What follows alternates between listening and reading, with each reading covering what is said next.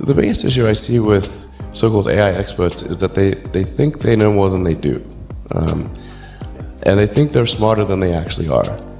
In general, we are all much smarter than we think we are, but much less smart, dumber than we think we are, by a lot. So this tends to plague smart people.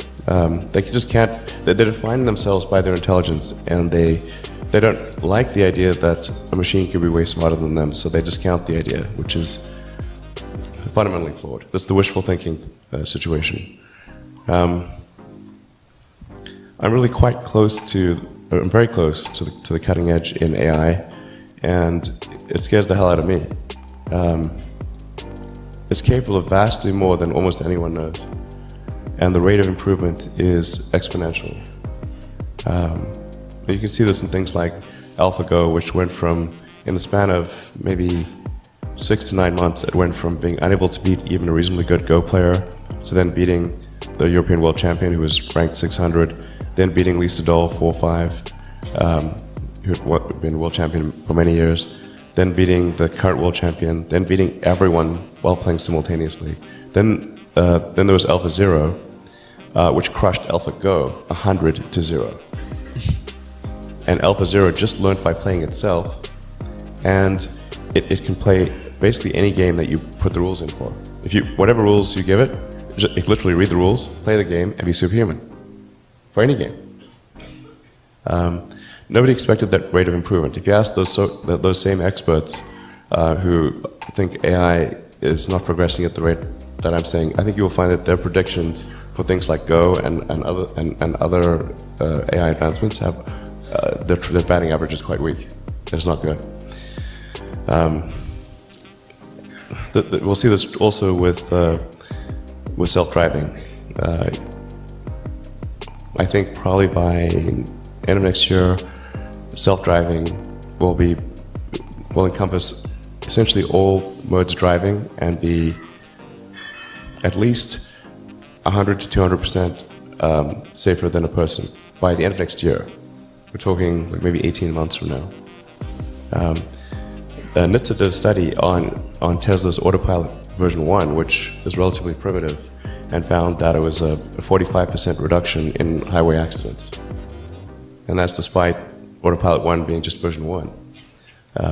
Version 2, I think, will be at least 2 or 3 times better. That's the current version that's running right now. So the rate of improvement is really dramatic. We have to figure out some way to ensure that the advent of digital superintelligence is one which is symbiotic with humanity. I think that's the single biggest existential crisis that we face, and the most pressing one. And how do we do that? I mean, if we take it that it's inevitable at this point, that some version of AI is coming down the line, how do we steer through that? Well,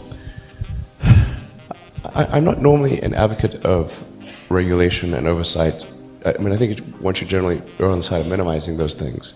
But this is a case where you have a very serious danger to the public.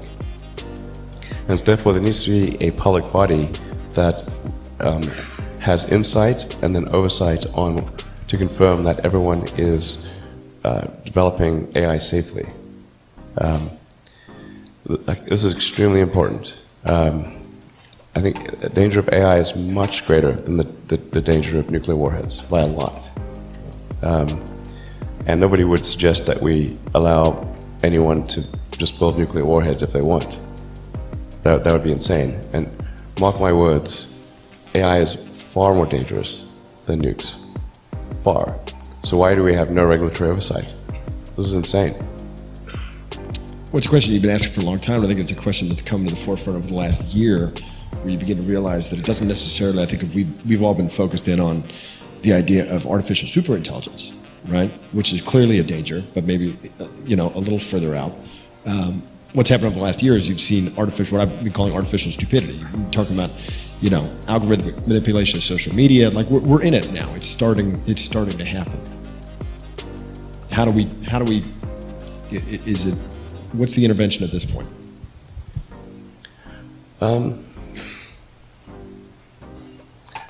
I'm not really all that worried about the short-term stuff.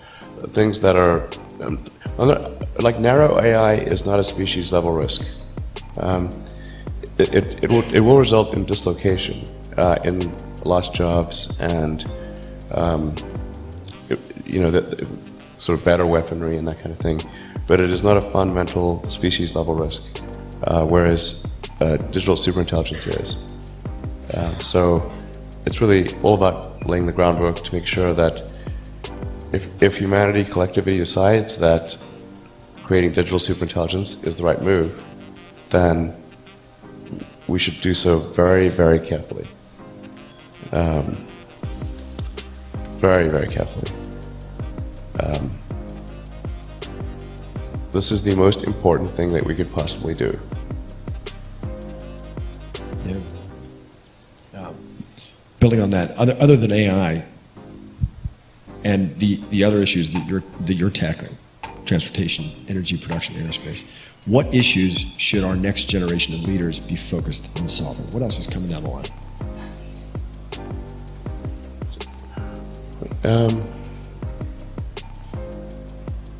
Well, I mean, there are other things that are on a longer time scale. And obviously the things that I believe in, like extending life beyond Earth, making life multiplanetary. I'm a big believer in sort of Asimov's Foundation series, or the principle that you really want to, I recommend reading the Foundation series, but it's like if you know that there's likely to be, we don't know, but there's likely to be another Dark Ages, which it seems, my guess is there probably will be at some point. I'm not predicting that we're about to enter Dark Ages, but that there's some probability that we will, particularly if there's a Third World War. Then we want to make sure that there's enough of a seed of human civilization somewhere else to bring civilization back, and perhaps shorten the length of the Dark Ages. I think that's why it's important to get a self-sustaining base, ideally on Mars, because Mars is far enough away from Earth that a war on Earth, the Mars base might survive. It's more likely to survive than a moon base. But I think a moon base and a Mars base that could perhaps help regenerate life back here on Earth would be really important, and to get that done before a possible World War III. Last century we had 2 massive world wars, 3 if you count the Cold War. I think it's unlikely that we will never have another world war again. There probably will be at some point. Or if we have another one, it'll be the last. Yeah, it just could be radioactive rubble. So, again, I'm not predicting. It just seems like, well, if you say given enough time, will it be? Most likely, given enough time. This has been our pattern in the past. I really believe in the zeroth law of Asimov's zeroth law. You're going to take the set of actions most likely to support humanity into the future. But I think that sustainable energy is also obviously really important. That's tautological. If it's not sustainable, it's unsustainable. Yeah, how close are we to solving that problem? Well, I think that the core technologies are there with the wind, solar, with batteries. The fundamental problem is that there's an unpriced externality in the cost of CO2. The market economics works very well if things are priced correctly, but when things are not priced correctly, and something that has a real cost has zero cost, then that's where you get distortions in the market that inhibit the progress of other technologies. So essentially anything that produces carbon, it puts carbon into the atmosphere, which includes rockets, by the way. So I'm not excluding rockets from this. There has to be a price, and that you can start off with a low price, but then that price, and then depending upon whether that price has any effect on the parts per million of CO2 in the atmosphere, you can adjust that price up or down. But in the absence of a price, we sort of pretend that digging trillions of tons of fossil fuels from deep under the earth and putting it into the atmosphere, we're pretending that has no probability of a bad outcome. And the entire scientific community is saying, obviously, it's going to have a bad outcome. Obviously, you're changing the chemical constituency of the atmosphere. So, so it's really up to people and governments to put a price on carbon, and then automatically the right thing happens.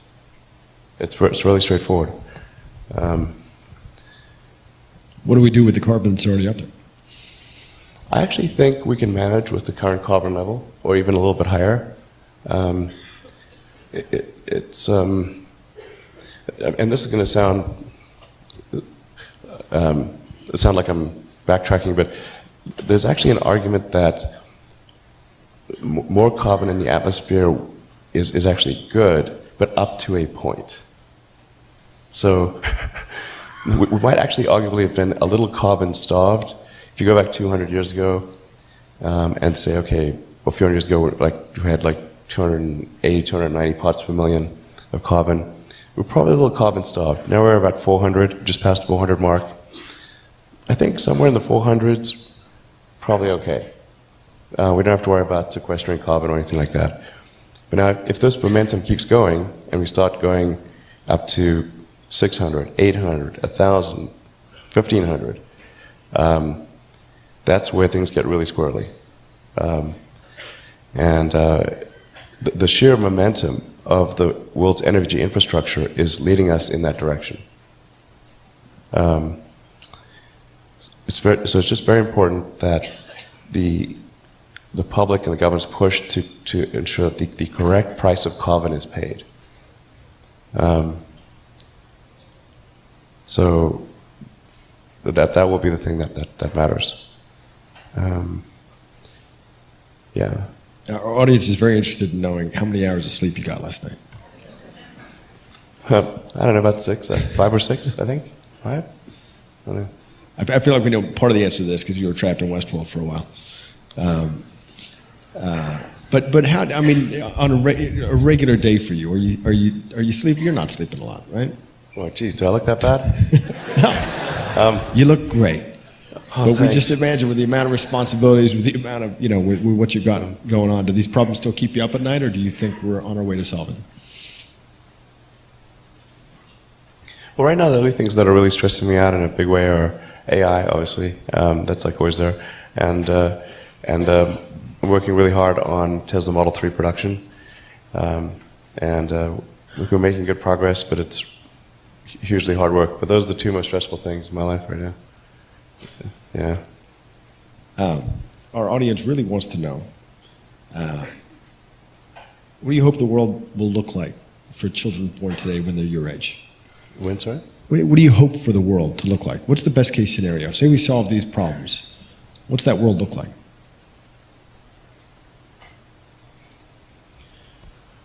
Let's see. So I think a good future would look like, we really substantially transferred to sustainable generation and consumption of electricity, so that the CO2 risk and the ocean rising risk is mitigated.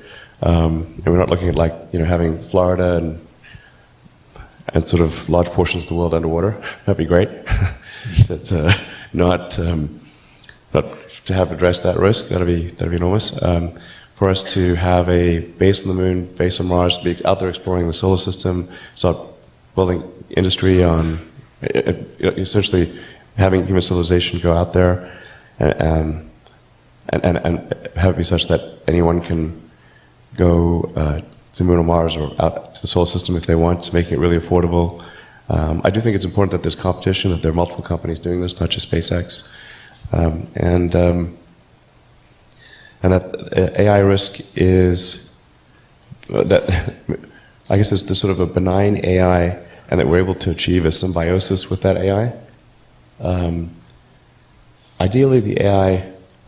There's somebody who I can't remember his name, but had a good suggestion for what the optimization of the AI should be. What's its utility function? you have to be careful about this, because if you say maximize happiness, and the AI concludes that happiness is a function of dopamine and serotonin, so it captures all humans and jacks your brain with large amounts of dopamine and serotonin. Like, okay, it's not what we meant. It sounds pretty good, though. Oh, you'll love it.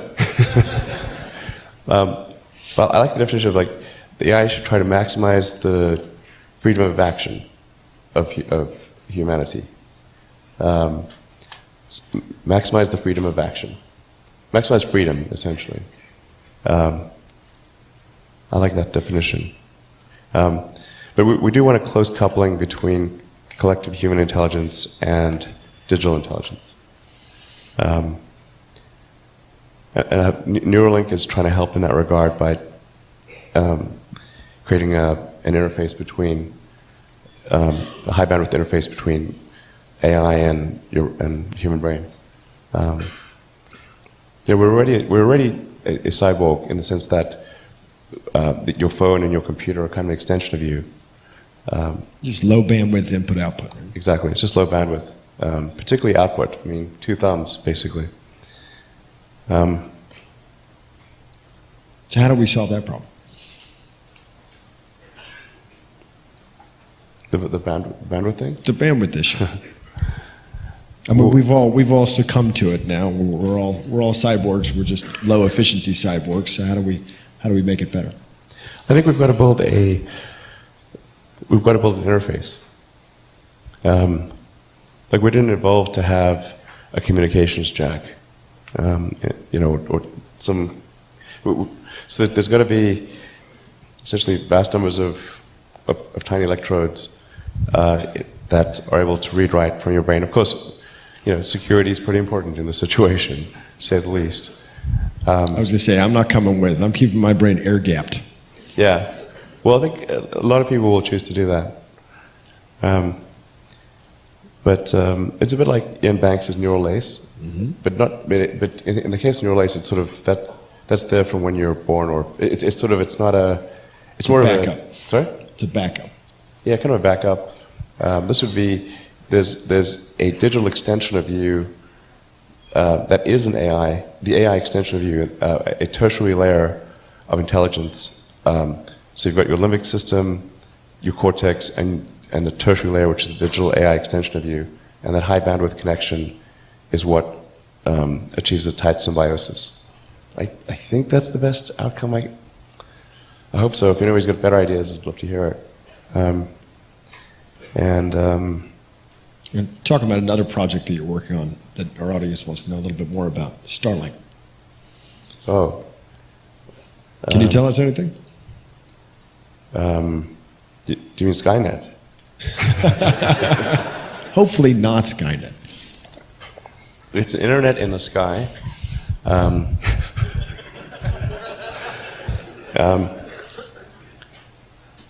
Well, we don't talk that much about Starlink, but essentially it's intended to provide low latency, high bandwidth internet connectivity throughout the world. There actually will not be enough cognitive processing power on board the satellite system to in any way be a Skynet thing. Like, digital AI requires a lot of, superintelligence requires a lot of big servers on the ground. It's too power intensive. But this is intended to provide people with who don't have any internet connectivity with internet connectivity, and it's very good for sparse and sparsely populated and moderately sparsely populated areas, and for giving people in cities a choice of low-cost choice of internet access. But I do think it's going to be important. The Starlink system will be important in providing the funding necessary for SpaceX to develop interplanetary spacecraft. And at the same time, helping people who have either no or super expensive connectivity and giving people in urban areas more of a competitive choice. Very cool. I have to ask you because it's the number one question. Just going back to Mars, what kind of government do you envision for the first Martian colony? We're have to be careful and what's your title? Yeah, exactly. Emperor or God Emperor? I don't know. Might be too much. I don't know. if you watch my jokes here, not everyone gets irony. You know, must remember. So I think I think most likely the form of government on Mars would be somewhat of a direct democracy, where you vote on issues, where people vote directly on issues, instead of going through representative government.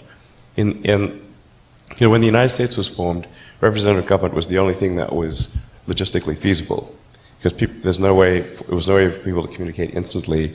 A lot of people didn't even have really access to mailboxes, or there wasn't even really the post office was very primitive. A lot of people couldn't write. So you had to have some form of representative democracy, or things just wouldn't work at all.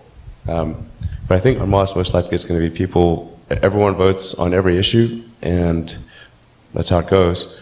There are a few things I'd recommend, which is keep laws short. Long laws, it's like that's something suspicious is going on if there's a long law. You know, if the size of the law exceeds the word count of Lord of the Rings, something's which it does, amazingly, then it's like something's wrong.